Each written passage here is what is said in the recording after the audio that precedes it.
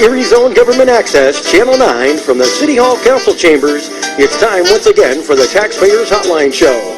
And now, ladies and gentlemen, your host.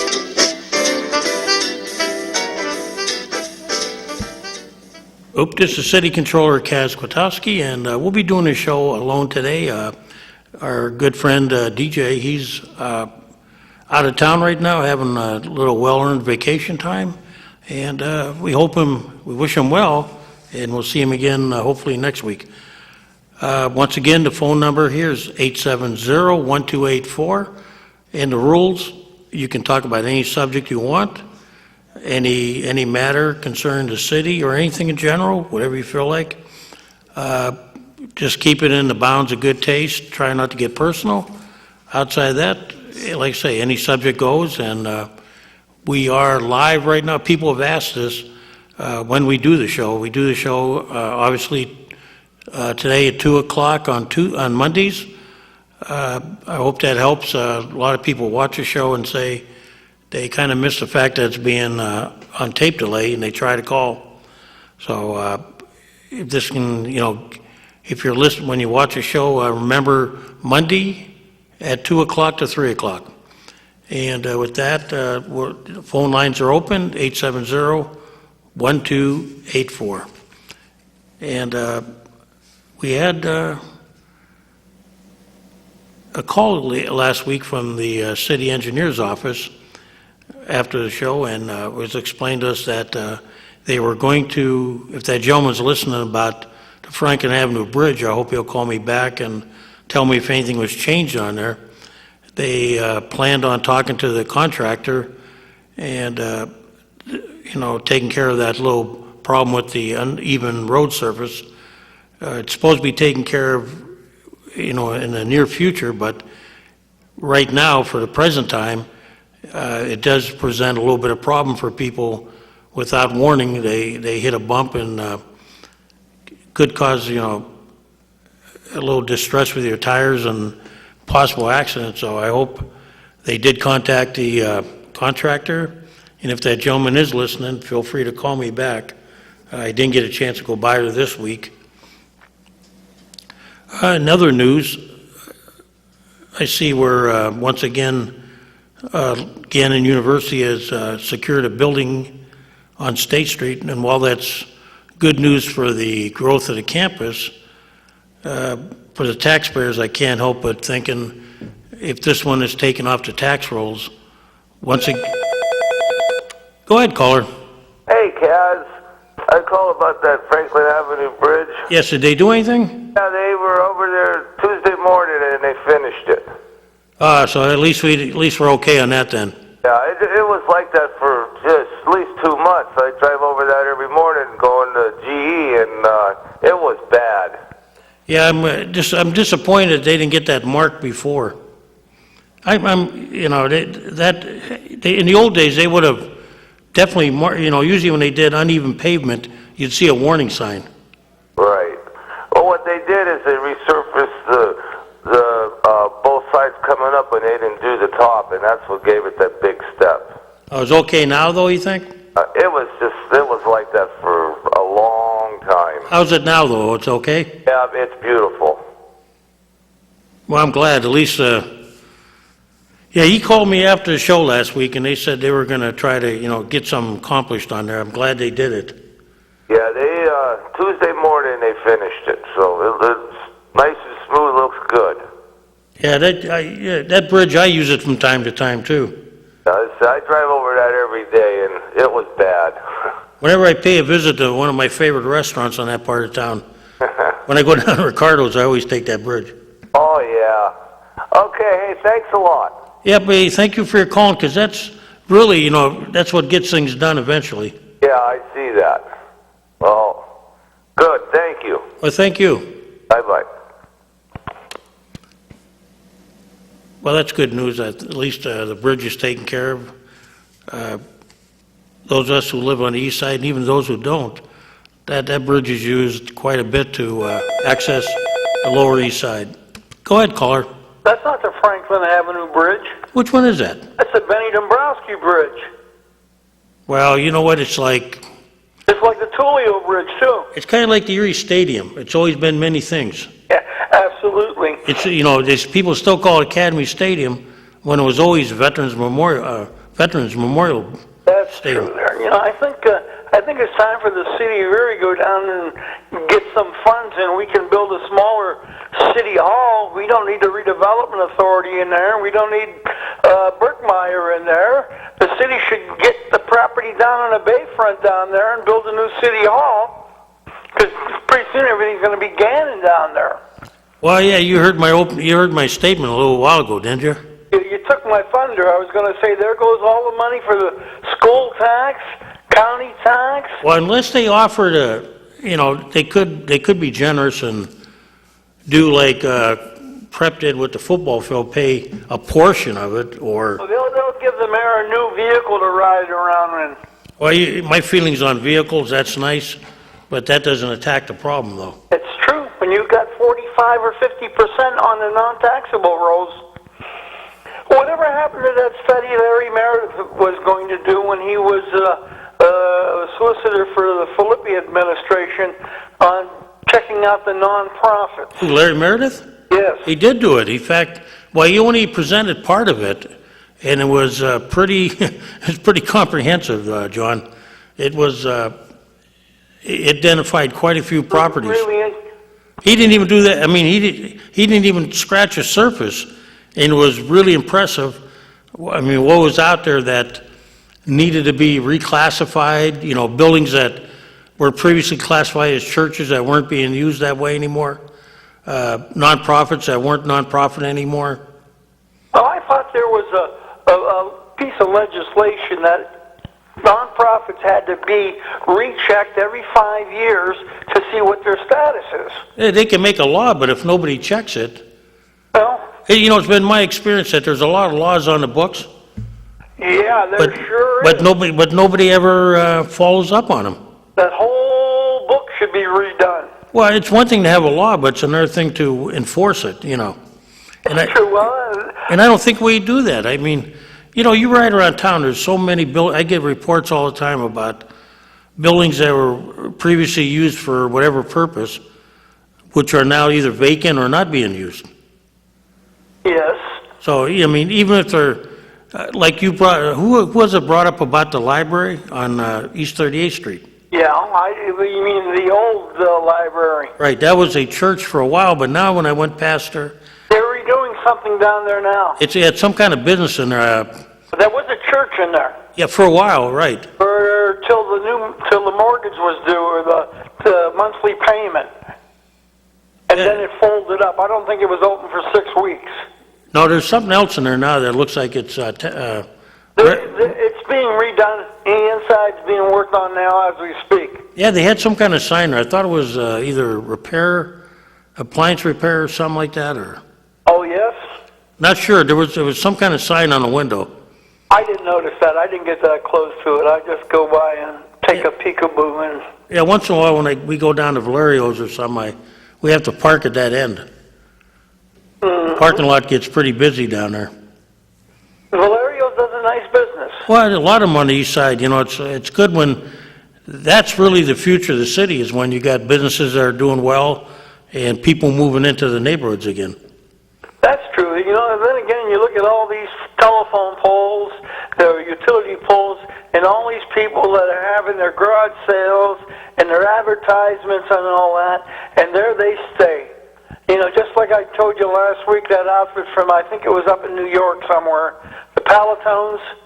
Right? I saw a couple of them still nailed in on the poles, and the show was September 19th. And here it is October 14th. And you would think you could hold them responsible because there's a 1-800 number, and there's the sign. It's just like politicians. Yeah. They'll pay the $25 fine, and it'll leave the city go to shambles, more or less. Yeah, there's a lot of signs where they don't belong, I'll tell you that. And that's the whole thing. You look and see it doesn't do any good to the city. No, it doesn't. I mean, John, getting back to that Gannon thing, that's, when you look at the potential of that, I remember how they put a good spin on it. They said, well, it'll create jobs, right? Yeah, Sure, to create jobs for who? Well, I mean, well, first of all, I'm wondering, does it really? Because where's the program being housed now, correct? The program that was being housed at Gannon now will make its way to State Street, Right, now, if they're gonna hire more people, that's one thing. but they're not. And another question is, and this is where I always get mad at the Commonwealth, I'm willing to bet that most of the people that work there are probably not residents of the city, number one. No doubt about that. So we won't get the 1% from them, and we definitely won't get the real estate taxes. No, it was just like Morosky when he donated the Verizon building up on 10th Street to Gannon. Yep. There was another big piece of property off the tax roll. I know it looks impressive to have things occupied, but you had people in there, occupying the building that were A, paying taxes, and B, you hoped some of them lived in the city at least. Well, it's just like Lecom. They put a little bit of donation once in a while. The last time I was down at City Hall, there was a sign that they donated $300,000 for 3 years.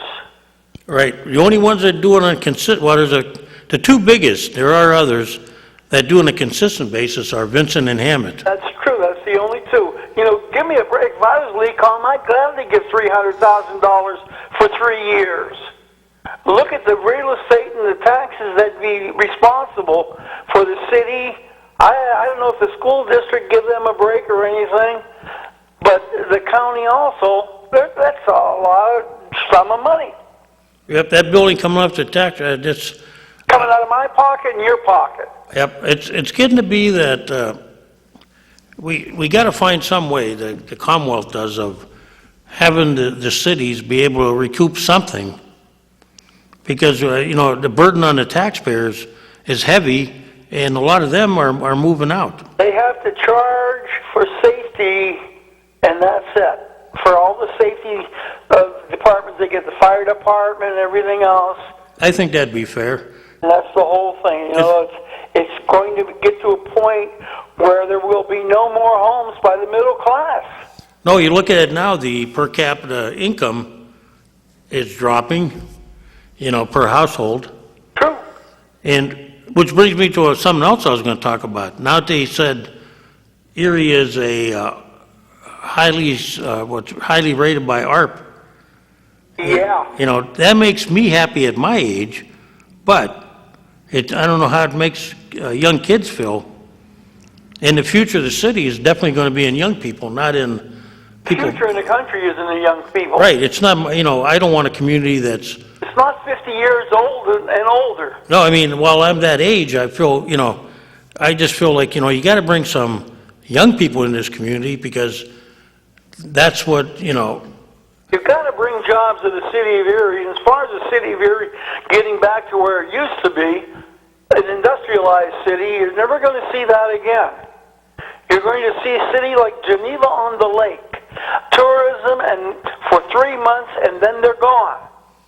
And of course, you'll have the Erie Insurance Center bringing in all these various acts now because they're remodeled. Well, tourism is okay, but up north here, it's not a year-round venture. In 12 weeks, it's gone. Yeah, I mean, while Peak and Peak may be able to do it in a couple other ventures. That's different because it's a winter area. Yeah, but by and large, if you're looking for a Disney World type atmosphere, it's not going to happen. Not here, no. So, but it's very interesting, and we have a new county executive going to be elected, and I hope none of them give the spiel that they're going to bring in jobs. Well, I always said this about, that's not a prospect. The county does not there for jobs. It's there to take care of its citizens. Well, I always say this, and I include myself in this. Any elected official who claims he brings in jobs should also be there when the jobs leave. That's true. But you'll never see that, right? No, you never will. You never see a press conference, I apologize, the jobs were lost on my watch. You never see that. That's true. And then you see the new Gabe's is getting ready to open up in Summit Township. The new what? Gabe's. Oh, yeah. They went up there, repaved it, restriped the parking area. You talking about the old Kmart? Yeah, up in Summit, yes. Yeah, they're taking one from Mill Creek. From down on 12th Street. Yeah, the West Erie Plaza, right? That whole plaza is almost completely empty now. Well, they claim they got a developer for it. We'll see what happens. They're going to probably knock it all down and not have any taxes there, too. John, you're a cynic all of a sudden. That's how it is. You can see that's what's happening. It's happening all around. If it's not state and federal money and grant money and LERTA and KOZ and all that, no one wants to use their money today. Speaking of which, you're taking away a lot of my thunder for later, but... With the exception of Scott, just like saying they need another hotel down there on the waterfront. Mm-hmm. Do you really think they need another hotel down there? Yes, I do, but... Where are they going to put the people? Well, right now, usually what happens when you go to a convention, nothing against the Sheraton, that's a high-end hotel. A lot of people who come in conventions like to go to the low end because they don't, all they use it for is basically to sleep and to, they're usually looking around the city, They're looking more or less for the rooms to have their meetings and that's it. Well, no, the meetings are usually held in a fancy hotel, but when you get bigger conventions, or even the ones we get, a lot of times people come in, they don't want to spend the $150, $175 a night, or maybe their communities won't pay that higher. So, if they can get a cheaper hotel, that'd be okay. I think there's a need for one, John. My thing is, let Nick Scott build it. Well, Nick Scott will not build a cheaper hotel. He will build a first-class hotel, but he might charge a cheaper rate. That's what I mean. It'll be, what I mean by cheap, I don't mean cheaper hotel, but he will build what the market will bear. He will build a hotel that was like the old Howard Johnson's. Yeah, whatever it is. If you go up there now, he's got quite an array along Peach Street. That's right. And they're all great, and the staffs are all fantastic up there. Yeah, you get what you pay for. If you want the high end, fine. A lot of people, I think, like I say, John, I don't disagree we need one. I just don't think we need to put it on the burden of the taxpayers again. We do not need to pay a $35 million fee for a hotel with our money. They should have a private investor, and, I've been talking to our representatives from the state, both ends, and telling them I don't want my money going to that hotel. And, the more people that address this to them, maybe they'll get an idea. Now, I don't know what governor, I think it was Rendell, put the money aside for that. So. Yeah, I'm trying to think of myself, and I can't remember, but probably was. It was Rendell. So, okay, we'll get off the air in case somebody wants to come in. Yeah, if you think of anything later, anybody feel free to call back. Okay. As John brought up, I'm thinking about that building on State Street. I'm thinking, if that comes off the tax rolls, well, on one end it's... Go ahead, caller. Hey, Kaz. Remember Yes. you were talking about that place on 38th Street? That church like? Yeah, I think that's Hoover Vacuum going in for repairs and sweepers. You're right. It was some kind of repair place, and I thought it was appliances, but you're right. I think it was Hoover. Yeah, it's Hoover that's up there because they have a couple signs there, but they're doing a lot of trucks up there. There's a lot of work going on the inside in there. Well, that should be on the tax rolls, and that'll be good. Good. Okay then, guy, thanks. Hey, thank you. We got some of the best callers. I knew somebody come up with it. If Hoover Vacuum moving in there, that'd be great for the east side. I know on repairs, I'm always forced to drive to the other side of town, and hey, it's nice. It's a building that will hopefully it'll be back on the tax rolls, that portion of it. It may have never left, but with a church in there, I think it might have.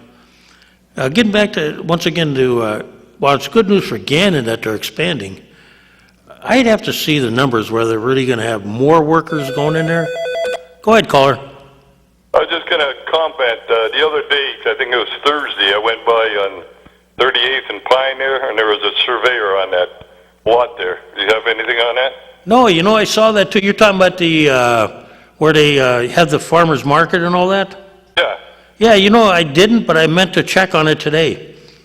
I took the name down of the guy, and I forgot the name of it, but he was there for about an hour. You mean the surveyor? Yeah, they had cones all over the parking lot, like. Yeah. I know it was owned, that lot is owned by Keystone. Yeah. Maybe they're going to finally do something with it. I can't, somebody told me the reason why they couldn't go there initially. I think they want part of the street closed.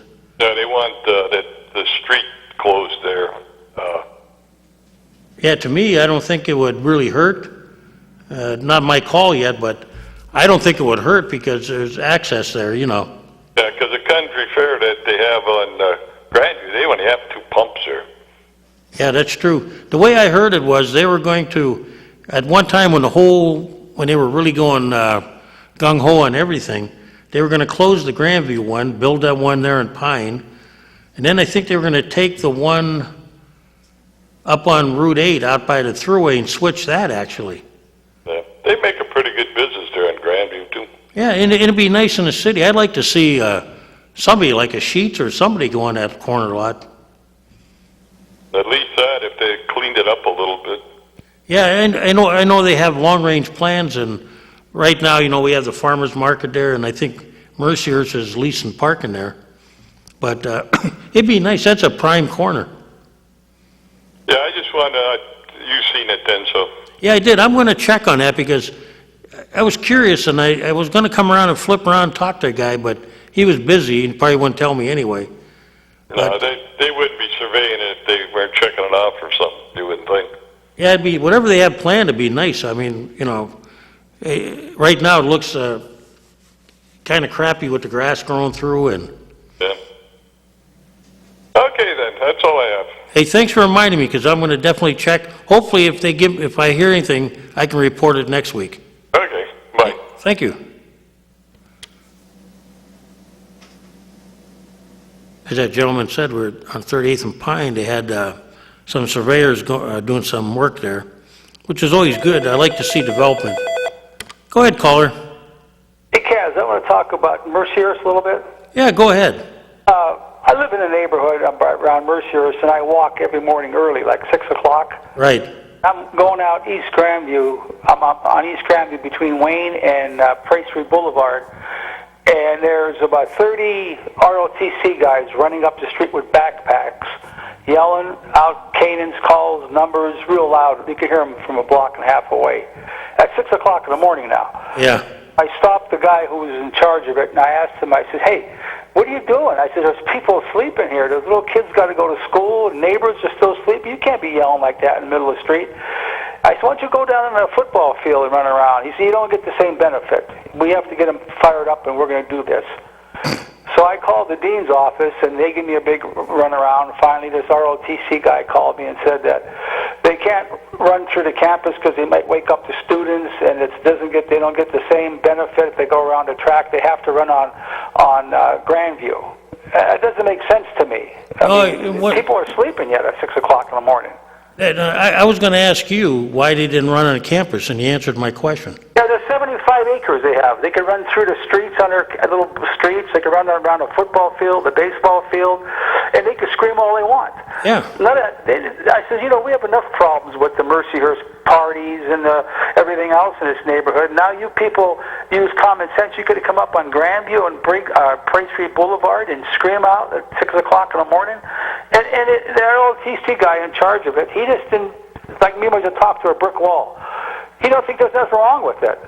He says, we have to get this place get these kids all fired up to be good lieutenants or whatever he told me. I said, well, wait a minute. Why don't you do it at 9 o'clock in the morning or noon or sometime? Yeah.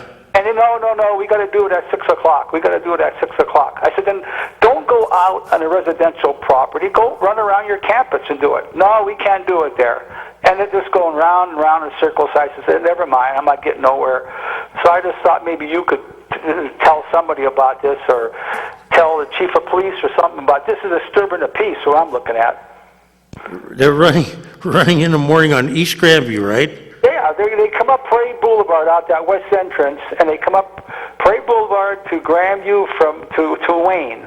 And they turn around and they run back. They're on both sides of the street, and they're really screaming out numbers. I mean, they're cadence numbers and all kind of calls they're doing. Now, I even asked them, I said, you can run, but why don't you just run? Don't have to yell, do you? Oh, yeah, that's part of our training. That's part of our training and all. I said, well, then go down on a campus and do that. Go run around a football field. Oh, no, we can't do that. We can't get the same benefit.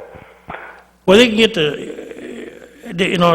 well, I got to be I was in the military, so I mean, I understand what they're trying to do. However, when we ran on the post. Well, I told him, I said, this ain't Fort Hood, Texas, where you're out in the boondocks somewhere. Yeah. You're in the middle of the city in a residential area doing this. Right, I mean, they got a campus. What they're saying, if that's, and I have no reason to doubt you, who'd you talk to on... Rick Patterson, at the, in charge of the ROTC. No, I mean in the administration. Who said that they can't, they don't want to wake up their students? Some lady in the dean's office, and then she referred me to this ROTC guy. Mr. Patterson. Rick Patterson, yeah, he's in charge of ROTC. Yeah, what gets me now, like I say, I was military, and I understand, we chanted, we did, and that's part of it because it takes the pain out of you when you're running, but we never ran in residential areas. I'm amazed that what they're saying is, if you're right, and I believe you are, for them to make a comment, they're saying that their students are more important than the residents around the school. Right, they don't want to go on their campus and do it because, he told me a few things. They don't get the same benefit, and there's too much noise. Well, fine, you can run up the hills around the residential area, but... You don't have to yell. You can run. A lot of people run in the morning. But you don't have to scream out all kind of cadence calls and numbers. And I heard them a block and a half away coming when I was walking. They were coming at me. I thought there was some kind of a fight going on or something, or something going on. I didn't know it was ROTC coming at me. If you're not going to throw a spin on it, they'll say you're unpatriotic. I know, that's what he was getting. He was telling me that. He was telling me that. But like I say, being ex-military, I understand that. But you have a service to the area you live in, and these people keep, like you said, we get kept awake all night by the parties, so now they're sleeping it off in their dorm room, and they don't want to disturb them, but they want to disturb the neighborhood. I told the guy, I said, just use common sense. All the problems we have up in this neighborhood with the college kids now, with the rentals, and you can stop something like this. You can, just use common. He kept, no, we got to do it, and that's a public street, and we can run on there. And I said, if I ran out my street, if I went by your house, Kaz, at 6 o'clock in the morning, yelling and screaming, I get picked up by the cops for disturbing the peace. Yeah, you would. Yeah, I can't do that. I mean, they should just use their head. They can't be doing that in a residential area. I can remember when I was a young kid, you never started mowing your lawn until about 8 or 9 o'clock. Right. You figured people got up at 7 o'clock or 8 o'clock, Yeah. So I don't know if you could talk to somebody or find out why can they stop that or something. That's why I called you. Maybe you know something. I want to hear that comment from them about their kids need to rest and our residents don't. Students. I said, well, you're waking up the people on Grandview. That's okay, right? He couldn't talk to this guy, though. He just all he kept thinking was, they got to do it. They got to do it. That's it. Well, I understand they got to do it, but do it on campus or. I even told him do it at 9 o'clock in the morning or do it at noon. Oh no, you can't do it. You got to do it at 6. You got to do it at 6. But that's all part of we used to have to get up at 6 in the Army too. But like I say, we did it. I got to go, Kaz. Hey, thanks a lot, though. Yeah, I can remember we would get up at 6, but the airborne troops would get up at 5, just so they could say they were up an hour earlier than we were. But we're dealing with a residential neighborhood, and that would get a little irritating. We will kind of check into that. Go ahead, caller. Hey, Chaz, I'm just calling about your last caller. Yeah. I'm a little confused. These guys are out there running, and he's complaining about them making noise, but yet he can walk his dog with the freedoms they provide when they go out there and risk their life. I just don't get that. If that's all he has to complain about in this town, I think we're doing pretty good. Well, I think what he's bringing up is a quality issue. First of all, none of them are lieutenants yet, okay? That's just an ROTC program. Some of them may go along and be officers, some won't. The thing I think he was getting at was, do you live in that area first? No, but I wouldn't have a problem with them running in front of my house. Well, here's the problem you get into. I live in that area, so you put up with parties till like 3 in the morning. Then you finally get to sleep, and by the time you get to sleep, then at 6 o'clock, somebody else wakes you up. I think that's what he's coming across, is that nobody's against him. You know, run through the neighborhood quiet or do it, but you hear his comment that they didn't want to do it on campus because they didn't want to wake up their students. Well, I don't know about that. Yeah, when he called up the administration at Mercier's, they told him, he said, why don't you run on campus? And they said, well, we don't get the benefit of the terrain. Okay, that's fine. But he said, we don't want to, what the girl in the office said, we don't want to wake up our students.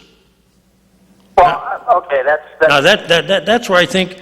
You believe somebody would actually complain about guys getting ready for the military? No, I don't think he's complaining about that. I mean, here's the thing. I was in the military, and we did not run through residential neighborhoods. We kept it on base. We kept it in areas where, you know, and they do have areas around the campus. They can run up and down the hills, and, you know, there's areas around it that they won't disturb, you know, a residential neighborhood at 6 in the morning.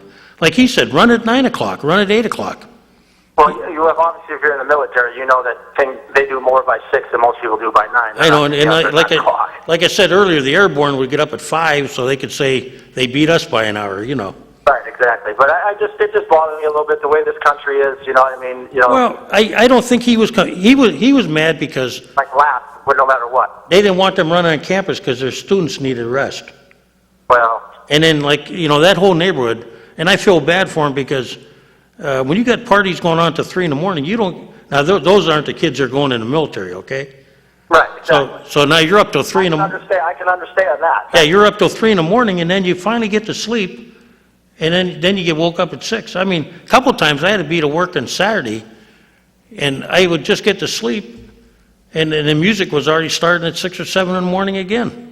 Oh yeah, that's totally different though. I mean, Yeah. I can understand that. That is a legitimate Well, all he's saying is, you know, when you go through a neighborhood, don't yell as loud as they do because, you know, people are some of them are just getting asleep on the weekend.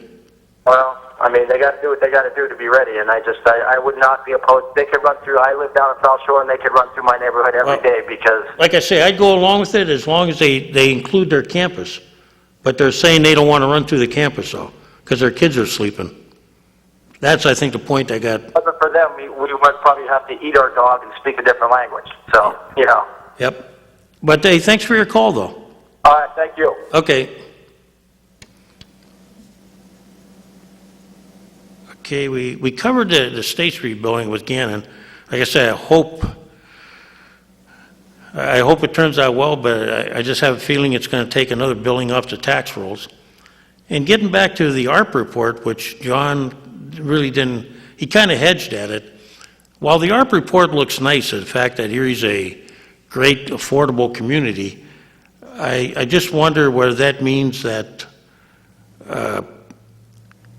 how that deals with the young people. We're trying to get young people to, you know, come into the city, set up residence, and actually lower the median age of the city and hopefully increase the per capita income, because you try to rebuild that middle class that seemingly is lost. And so many of our young people are leaving, and while I'm the age that ARP would be aiming at, I just hope that we're not turning the community into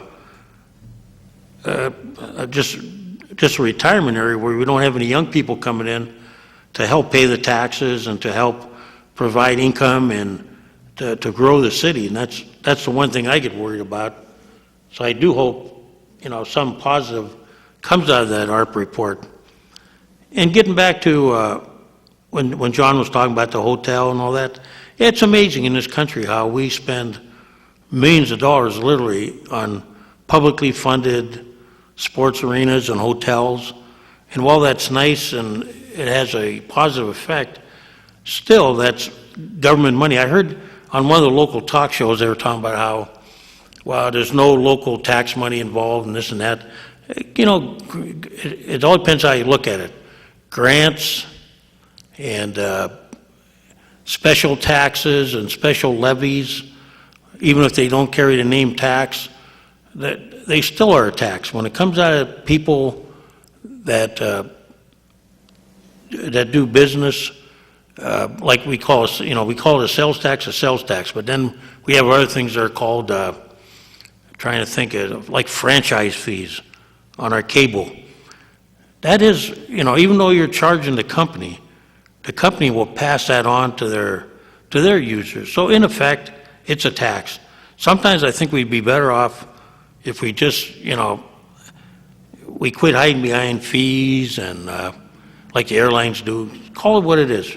Raise my ticket, make it what it is, but, you play this game about, same thing like with airline tickets. This is how much a ticket is, but if you want this and this is how much it goes up to. Same thing with, when you get cable TV, you pay a franchise fee, and that gets passed on to the customer, and excise taxes and fees and levies and all that. They are what they are. They're taxes. And in this country, we, compared to, I don't think Canada does as much as we do, but, we build these massive sports arenas. Then the owners blackmail the cities into giving them the parking revenue, sometimes the food revenue, the concessions, all that. Then they turn around and if they don't provide a good team on the field, they threaten to move, and there's no guarantees when you build. You can build an arena, but no guarantees to keep the team there or anything. That's why it's just amazing.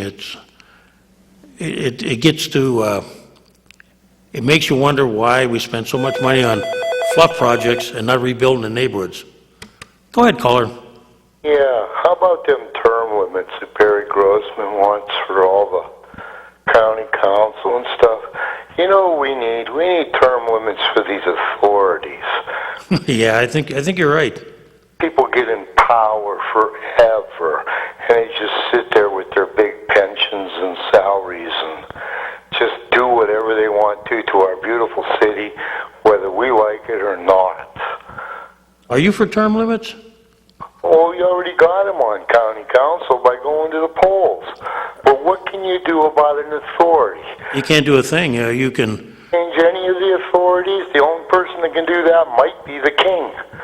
And the king doesn't seem to care. The only thing, some authorities have limits, not many, but generally, you're right, generally it comes down to whoever the appointers are. It could be the executive, the mayor, the councils, the governor sometimes, It's just ridiculous how they get away with what they get away with. Well, yeah, they got salaries far in excess. You know what's sad? I always hear this comment that some of the elected officials are, buttering their war chests up and everything, but when you look at the salaries, the authorities are making more than the elected officials that appoint them. Absolutely. I mean, they get out of hand to where, I've always heard this, well, we got to pay to get good people. Well, you know what? That's kind of like saying then the appointees, the people, the appointers rather, you're making less than they are, so what? You're not good or what? Right. You're making way less than they are, and they're coming around with $90,000, $100,000 jobs. But I mean, some of these authority directors, they've been in charge now for 30 years, and they don't show a profit. The convention center and all, is there any profit ever? No, I had a reporter come up to me once, and she said, they make money. And I said, what? They what? She said, they make money. She said, look at that. And she showed me the report after the subsidies have been added in there. Yeah. And I said, well, what is the operating budget? And a lot of people don't know what an operating budget is. The operating budget is what the building does based on the revenue that comes in, the expenses that go out. And most arenas and most of these big convention centers lose money. That's a fact. So how do they make up the difference? When it was run by the city, the council would have to okay $2 to $3 million subsidies to carry them through. Right now, the county is in charge of the civic center, so they have that room tax and everything else. I help them, and so they lose money on the surface. I mean, I look around the city, and the mayor, his big accomplishment is paying our bills. I can tell. That he's balanced our budget, right? It was he laid off 200 employees 8 years ago, took their salaries that have accumulated over the last 8 years and paid the bills. Well, isn't that what you're supposed to do? Pay the bills? Yeah, we were in trouble. There was no doubt about it. But do they get credit? I mean, who gets credit for balancing the budget? The mayor does, but it's not him. It's the taxpayers that balance the budget by letting him keep the 200 employees he got rid of their salary money to play with every year and pay the bills. So we dug ourselves out of the hole. At least that's how I look at it. He didn't do nothing except actually pay our bills. Well, I will say there's a different attitude here, and if that's a part of it, it was a lot different than it was 8 years ago here. Well, that's true. And, we're doing, and you're right, we are doing things with a leaner force, and this gets me to my rant against, like, the nonprofits. Our police force, our fire department, our plow drivers are all doing a lot with less. And, if they were paying their fair share, maybe we could hire more public safety. Well, here's a scary one. You like to research stuff. Mill Creek has 65,000 population. Mm-hmm. They have 68 police officers. I'd like to know what the other municipalities in the state of Pennsylvania, with a population similar to ours, how many policemen are on their forces? We can find out. Because I'm thinking we're about 80-some extra. 100,000. I'd heard that the League of Cities or whatever that organization once put out a study and said that one police officer per 1,000 population, which would mean with 100,000 we'd have 100 officers. Mm-hmm. And we're, 180-some officers? But I've always wondered if that was true. And I'd like to know what some of the other municipalities in the state have for population and how many officers they have and compare it. I'll try to find that report, I think that'd be interesting reading. Because that seems like, a lot of our money goes to police, and they do a great job. But at the same time, nobody wants to give the county any power. And the county, everybody pays county taxes. I think the sheriff's department ought to grow by 200 officers, only they ought to have actual power. Just like the state police, then you'd have the county police, then you'd have municipal police. Well, you're looking at what they do in Virginia. In Virginia, the cities are the cities. Right. And everybody else who's not a city, that's a classification. Like, to put it in perspective, we have two cities in Erie right now, Erie and Corey. By population standards, Mill Creek would be a city, would be eligible to be a city. Right. So like in the Virginia system, a township as big as Mill Creek would be a city. So you'd have, like, let's say, Corey, Mill Creek, and Erie, and everybody else, all the Fairviews, the Harbor Creeks, the Summits, they would be part of the county. Right. And the county would have their own fire and police department. That's how it should be set up. Yep, and unfortunately in Pennsylvania, we have so many, I'm trying to think how many different forms of government we have in Erie County alone. Wow. When you go like Fairview Township, Fairview Borough, Sure. Girard Township, Girard Borough, Harbor Creek Township, Mill Creek Township, Summit, and you go through the whole thing, and then you multiply it by a number of school districts too. And keep going. Yeah, in Virginia, they've kind of slimmed it down. Some people like it, some people don't, but I think, when you look at it, there's less duplicity. When you go out in a county, you're pretty much a county. What they do in Virginia, that's kind of, and I haven't looked into it a lot yet, but I think if you're a city, you have to have your own court system. Okay. So you may have but I think they get around it by having a joint county-city court. I'm not sure how they do it exactly, but I'd like to research it, because the little bit I learned about it was it takes all these other entities that are, you can still be who you are, but instead of having volunteer fire departments and all that, the county takes control of the police and fire out there. Right. And then they use these little houses every so often, like you might have a ladder truck in one, and maybe only a pumper in the other one, or a combination in both. Sort of what we have in the city, though. Well, we kind of consolidated everything. I think we only got 4 now in the city. Right. But, yeah, if you did a metropolitan type of approach, which they do in some towns like Nashville, Toronto, there's a couple other communities, Indianapolis, I think, does that too, where they have the metro approach. You assess the cost of the public safety right across the board on everybody, you know. Right. That makes sense, doesn't it? Yep, I mean, you have some problems. I know you have problems with, it gets into issues about contracts and all that, but eventually I think governments are going to have to streamline. Otherwise, we're going to be in a world of hurt. Well, you'd get more bang for your dollar, too, if it was all consolidated and working efficiently together. I mean, right now, it's just a hodgepodge of governments all trying to control their little areas. And you know, the big argument always be, well, who's in charge, or that's to be determined. You know, you sit down and decide what you want to do, whether you have, you know, an elected public safety officer or some, or, you know, or do it by population. But however you do it, you know, I think in the future we're going to have more joint projects. Right, I agree.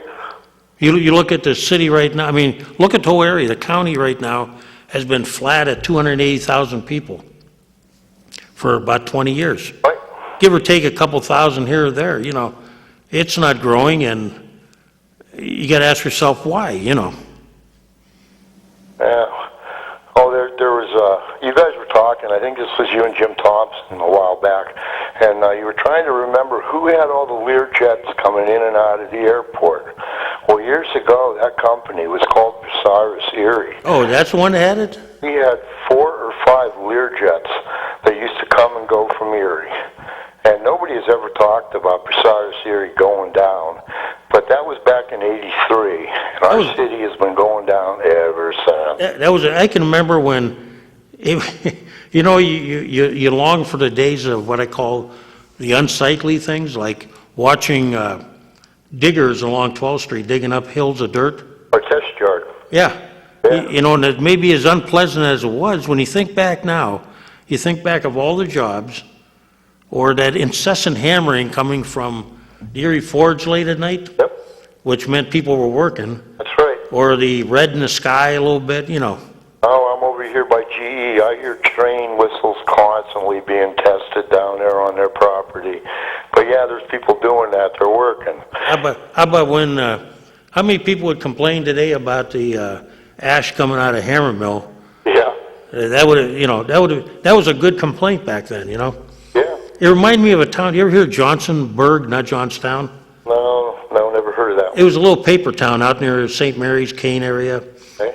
Yeah, they when they lost the paper mill, all of a sudden the valley was fresh and clean, smelled nice. Yeah. Yeah, but everybody was unhappy.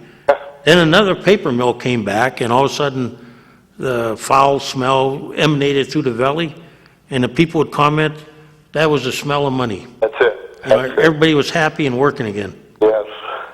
So I mean, yeah, you know, I'd long for those old days when you went along 12th Street and you had a train every once in a while block 12th Street, or Oh, yeah. yeah, the traffic was a little heavy because guys were pulling in and out of the parking lots on 11th and 12th. That company was the #1 salary in Erie at that time. We were making more money than GE was. Where, at Bucyrus? Yep. I had an uncle who worked out there. Yeah, we put it out. We made some money there. Hey, you put out a nice bunch of backhoes, wasn't it? Oh, excavators. Well, cranes, excavators, backhoes, all of that. Were they out of Milwaukee or some, or the office? And they were. Right now, we would like to be alive today with that business because Caterpillar just bought Bucyrus last year. Caterpillar's big in Peoria. What a great thing that would have been for Erie to have a Caterpillar plant down there. I used to go to Peoria when my daughter danced there, and Caterpillar owned Peoria. Right? They had the main headquarters there and the big factories. How many people did you have at Bucyrus in those days? At one time, we had 1,200. And you're talking 20,000 out of GE during the war, I think. Right. Man, I tell you, what a town this must have been. We had 138,000 people. All right, yeah. Yeah, people drove in to work here. You know, all them machines that you see out there today in Japan and everywhere else, that all came from Erie, Pennsylvania, because we invented the race ball from Erie Ball. That was what Bucyrus came to Erie for, was for the races to turn them machines, because until then, them machines were stationary. They didn't swivel. And then Erie Ball Manufacturing in Erie here came up with the races, the ball races, and Bucyrus moved in, and away we went. Well, there's an interesting story. Another business brought him in. Just amazing. Oh yeah, Erie's been noted for a lot of great inventions over the years. I can remember when I was a kid in grade school, they showed us this tape of, United States' influence on the world, and there was a crane with Bucyrus Erie written on it. Yeah, they're getting fewer and farther between, because there ain't very many Bucyrus as well. Like I said, the Caterpillar company bought them, but I don't know. There was one in Japan, and there's Korea, and they were all over the world. So I don't know if Caterpillar bought them all or what the deal was there, but I know the big mining machines Caterpillar's got their hands on now. So, I mean, we built the world's largest machine back then, Big Muskie and stuff. They were huge. They had cafeterias inside the machines. Really, that big, huh? Oh, God, they were huge, huge. All right, we're going to let you go. Hey, thanks for the old trip back in the old days. Oh, yeah, the good old days. Yeah, we do miss them, though. Yeah, what are you going to do? Hey, thank you for calling. Okay, bye. Go ahead, caller. You know, talking about Bucyrus Erie, I recall, I think there was a movie with Humphrey Bogart and Katharine Hepburn. Yeah. And he was on that one little boat, and there was a crane on the boat. You know what it said on it? No, Bucyrus? Bucyrus Erie. Jeez. Way back when. Hey, while I got you on the phone, how are we doing up there with the condominiums up on Peach Street? Condominiums on Peach Street. You know, from Forest Rivers? Oh, the one, those. I haven't heard an update of you. No. What about the empty spaces in the building on 14th Estate? That's another one. And how about the one on Parade Street? I did visit the post office. I had a nice time in there. Yeah, we're in bad shape, but how much did they spend to rebuild all that? You know what? You hear a lot of people yelling about the houses along 19th Street and all that. Yeah. But when you think about it, they're going to be used. Well, sure they are. Just like down there by Nickel Plate Mills, all those homes that... Yeah, that's ones I'm talking about. And yes. all the other ones going through the neighborhoods, that what do you call it, Hands is built and all them. Yes. We have to rebuild the neighborhoods. That's the main thing. We're not paying attention to that, Just like a redevelopment authority. Have they paid their taxes for this year? Good question. There's a lot of good questions out there. Get Kim Green in there. Hey, you know what? A lady asked me last week about the LERTA program, right? Yeah. So I have it here, and I haven't read it yet. I got to be honest with you. I think it's in staggered positioning now. Well, I'm going to read it. I got the report here, so that lady that called me, I'm going to spend a weekend, not the weekend, but this week reading this, and I want to be well versed on it. So when the where-ands and ifs about that, and there's so many years and so many percentages drops down through it. Well, yeah, they got a targeted area now where before it was citywide. So I think it's from Bayfront to, I think it's 26th Street, and from 26th Street, from State to Parade. And well, it looks like it's a little bit... from Parade to, I believe it's almost to Liberty Street. Well, this one looks like it's south of what they call the Bayfront, Yeah, like up to about 26th Street. That looks pretty close, or even maybe a little further. And it goes from the east, it covers almost the entire east side, and it goes as far west as... Liberty Street. Maybe a little further. I'm going to have to take a look at it. But I'll report on it. I got it. Drops so much per year till you get into higher ends of it. Yeah, looks like there's a sliding percentage. Yep, not like KOZ or down on, where it should be no LERTA is on the waterfront. Well, that's where it looks like it's eliminated, although they come up with... KOZ. Yeah, here's what I say. I'm not against it when you see what, let's say, If it brings taxable property on the property. right, if you got, the prime one would be when you have Smith's Provision, who built a nice facility in the city, Yes. hired more people, and they're paying taxes, based on, now they're the official hot dog of the University of Pitt and the Pittsburgh Penguins, so their business is expanding into the Pittsburgh market. That's kind of like a no-brainer, True. I'll give those kind of things out all afternoon if you can prove, even your insurance, you look at what they've done, they take advantage, but long range, I mean, they've hired people, they've employed more people, they're paying more taxes on their property. On the property, but how many people live in the city?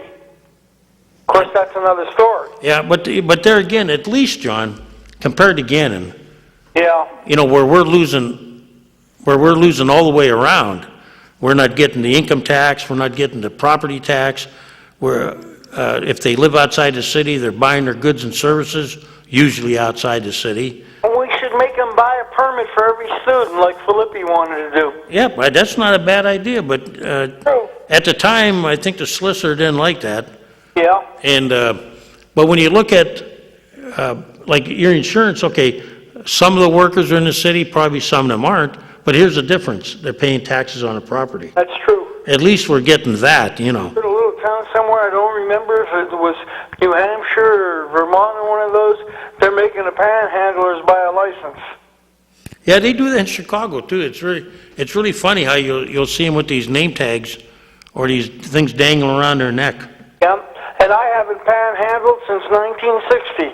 You panhandled. Sure, your dad booted me right in the fanny and told me go to work and quit panhandling. Where were you panhandling? Right in front of the pizza shop where I worked. The Michaels. And you were panhandling while you were working? Yeah, Fifth and State, I was out there, and a couple of guys were walking up and down panhandling. I told them, get on the other side of the street. This is my street. You're working my side.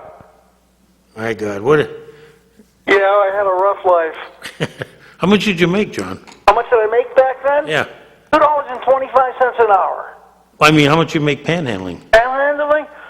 I normally had to get the guys and bring them over and give them a free sandwich in the shop when I was working. So I lost money. Oh, gee. Have a great day. Hey, when you see LaCourtrick, tell him you had fresh subs. Yeah. He was bemoaning those Kresge subs. Oh, yeah, it was bologna and tomato and onion. Yeah. We made a great sub for 50 cents when I worked at the Michaels. Oh, those days. Yeah, but you know what? You're right. You tell kids that, but you say, also remember, we only made $2.25 an hour. Yeah, a whole sub, a great big sub, probably about 16, 17 inches, cheese, pepperoni, capricola, salami, tomatoes, dressing, pepperoni and cheese, toasted it, 50 cents. A pizza back in those days, a large pizza, 12-inch square, for everything on it was $1.85. A plain pizza was 85 cents. Yeah. One with cheese, $1.25. Cheese and pepperoni, $1.45. I just bought a pizza the other day. It was way more than that. Oh, yes. And, of course, we used to give them to the people down there. Romolo used to stop by. Romolo Stefanelli. Mm-hmm. And Shuffles. You remember Shuffles? Yep. He had a little side business. Yeah, and he always wore black and white spats. He was ahead of his time. Yeah. He could have been. There was Fritz. You remember Fritz? Yeah. The pretzel man? Yep. He had those German pretzels. Yes, and after a while, the health department got on him and made him bag them. Because he stopped in every bar on State Street, Parade Street, French Street, Holland Street. Yeah, nobody died, though.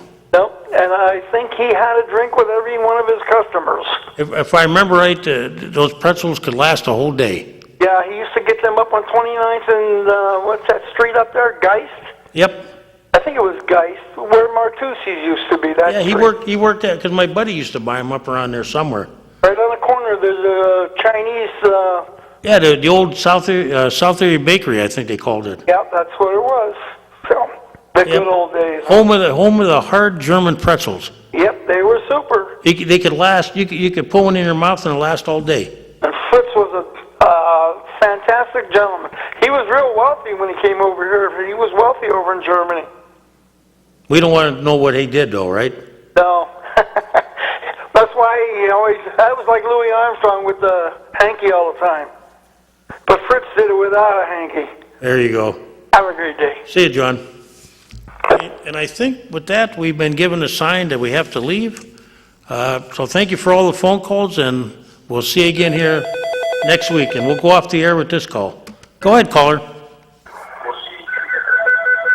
Go ahead, caller. Hey, Kaz. Yep. Hey, we have a new airline coming to Erie. What's that? Refugee Express. Oh, man, you're bad. Have a nice day See there. ya. My man. Okay, we'll see you. And with that, we are definitely going off the air. Thank you for calling.